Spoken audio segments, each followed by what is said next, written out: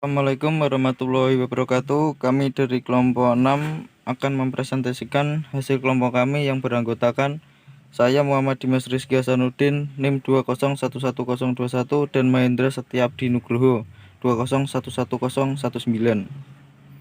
Outline materi: 1. ABM operasional dan ABM strategis.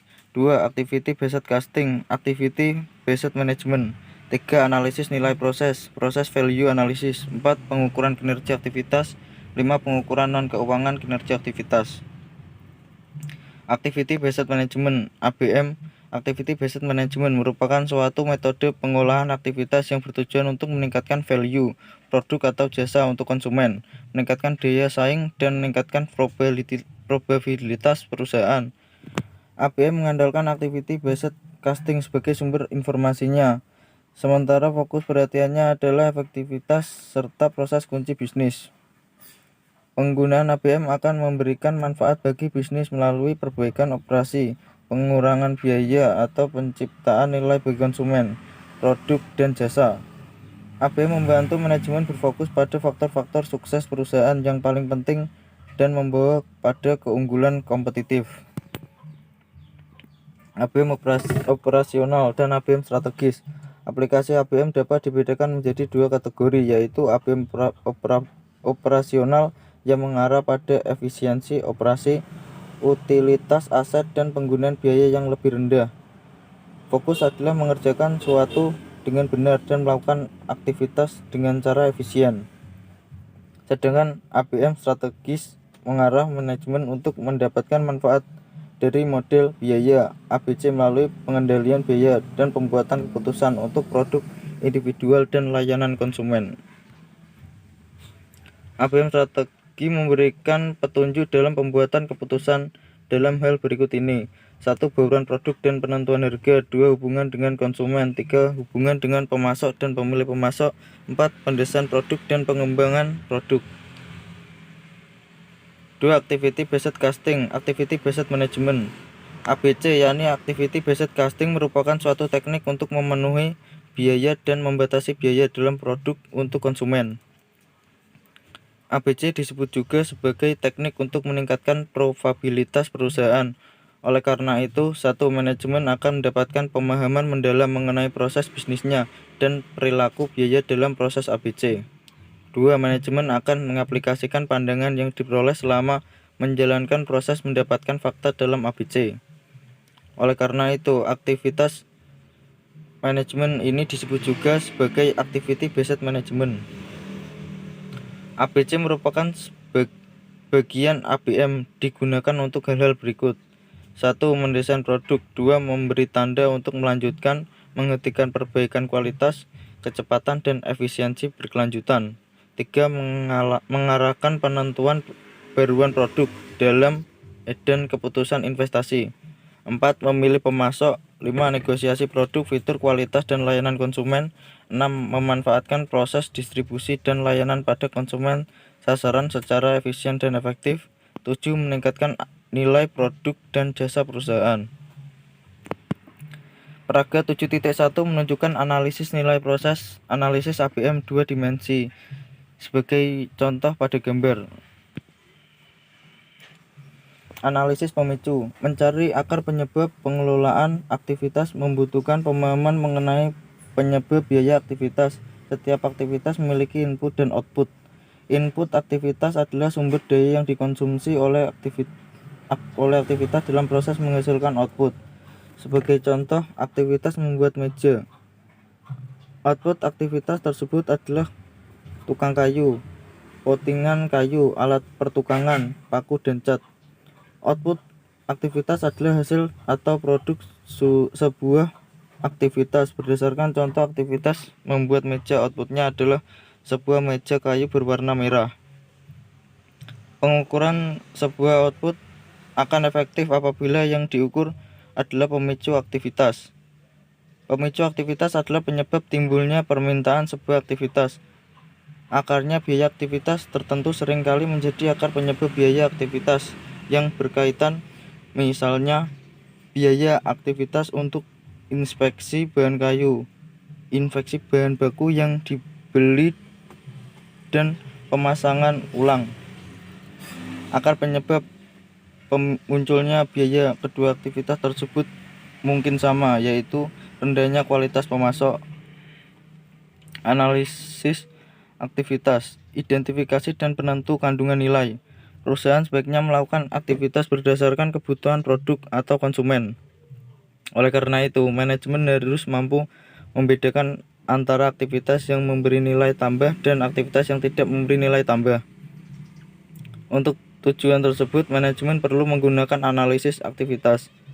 Analisis aktivitas adalah suatu analisis yang digunakan untuk mengidentifikasi dan menentukan kandungan nilai suatu aktivitas.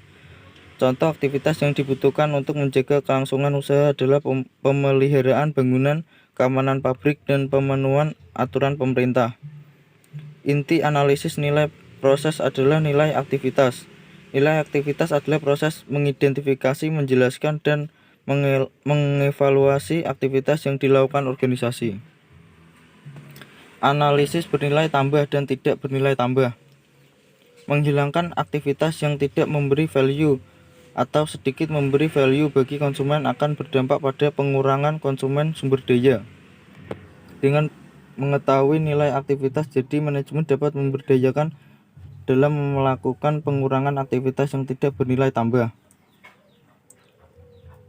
Aktivitas bernilai tambah adalah aktivitas yang dapat meningkatkan nilai produk atau jasa untuk konsumen. Penghilangan aktivitas ini otomatis akan menurunkan nilai produk atau jasa untuk konsumen. Contoh aktivitas bernilai tambah adalah memotong kain pada saat membuat baju. Aktivitas bernilai tambah merupakan aktivitas yang memenuhi hal berikut. 1. Dapat perubahan bentuk.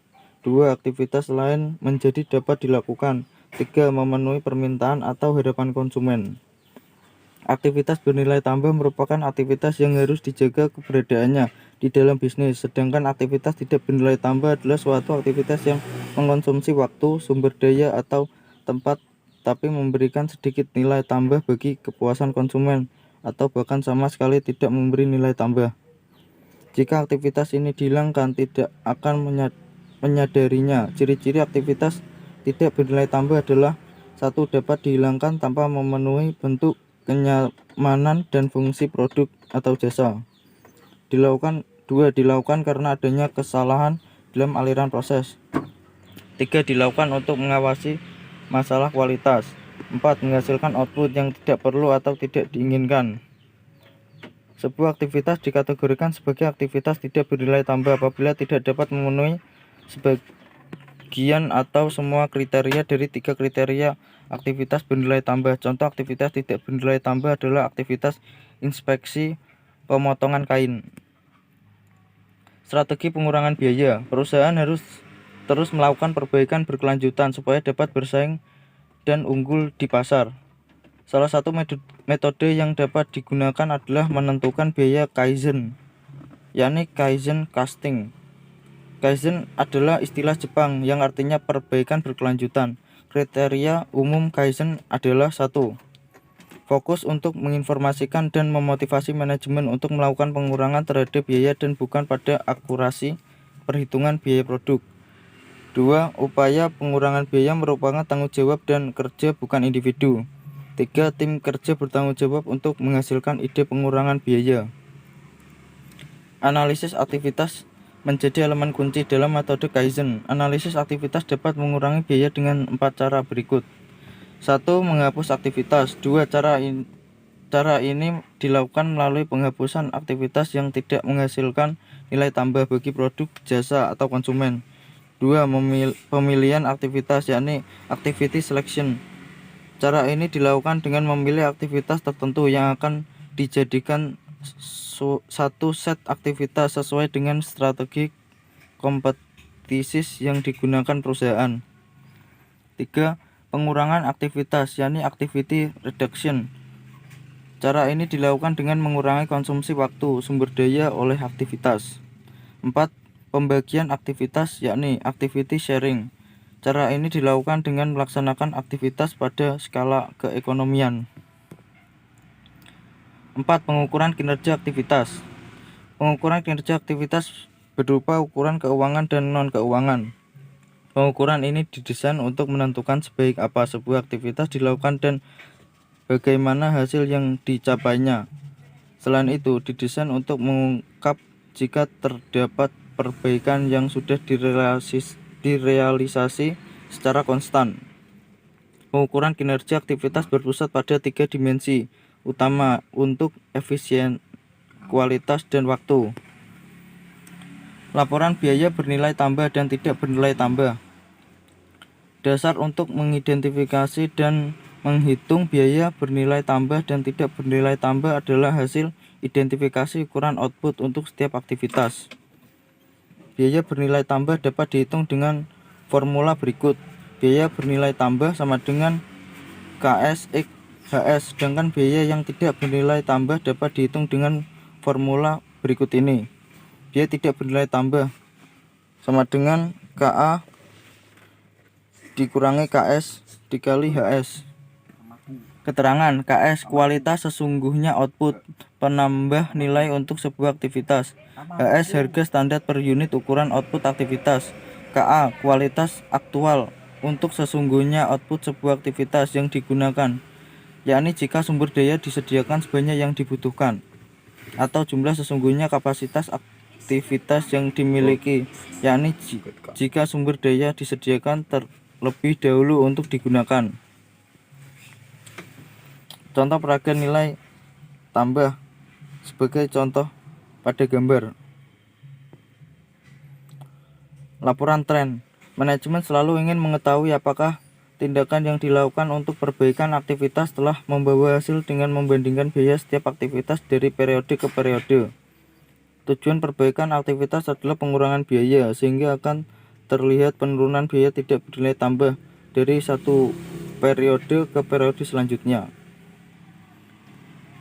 Laporan tren pada peraga 7.4 menunjukkan bahwa pengurangan biaya terjadi seperti yang diharapkan.